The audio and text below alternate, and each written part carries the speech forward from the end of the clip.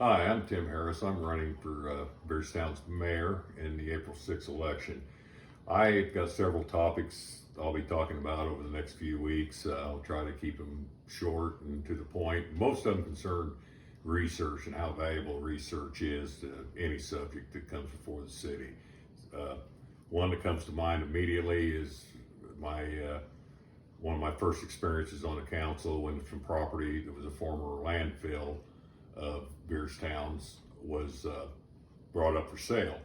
I researched this knowing it was a landfill and called the appropriate people in the Illinois EPA that should have been involved with this and got advice, guidance, and after thorough investigation, despite the fact that the state was in a budget crunch and it was extremely hard to get a hold of the correct people, I still pursued it and researched till I got the accurate report for the council. And it resulted in it was going to be could have been potentially financially devastating to the city if we pursued that sale at that time without more cooperation with the EPA. So that's one example that I can use that research is invaluable and important on every topic for every member that sits at City Hall. So before you voted on that issue, you reached out to the Illinois EPA? Yes, I did. I did, and I several different members in different divisions, and even found the alternative to situation to do with that property. One was working with the EPA for a test site to see the environmental impact that a former landfill has on our environment, which now that the state hopefully is getting back on its feet and these programs will be back in effect. And I think maybe if we're going to pursue this ever again, we'll go that route. So did the EPA do testing at the landfill? None. They weren't required to because it didn't change hands at that time. The property hadn't been disturbed, so there was no. We didn't have to go to any expense. No. Okay. So I guess when the council was voting to sell it, you didn't have the EPA reports at that time? We had no EPA reports. The EPA hadn't even been contacted.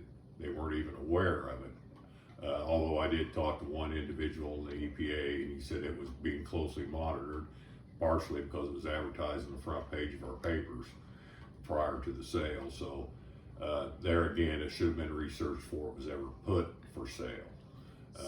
So why was the vote that night so important to you to not have the sale approved that night? That's a very good question. It was important not only to me, but the entire city. And the future of the city could have hinged on some of that. That could have been a tremendous financial impact to us. But our vote proved that everybody listened to me, or most people listened to me. The vote was 7-1 against. The only vote in favor was cast by current Mayor Leslie Harris. And I would like to move on to a different topic. Sure.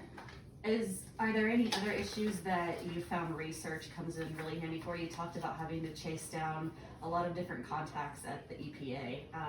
What are some other areas where you've really had to do a lot of legwork? That is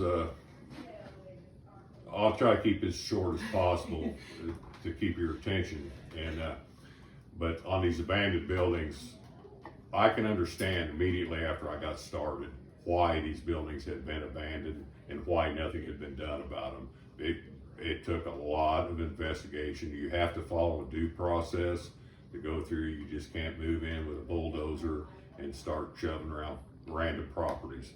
But deeds, title searches, tax liens, tax companies, heirs, there's so many different things that can be connected, and it required a lot of footwork, a lot of phone calls, letters, you name it. Every way, in some cases, I contacted people over one house in 6 states, and it took a lot of cooperation between me and the people with the properties and explanations.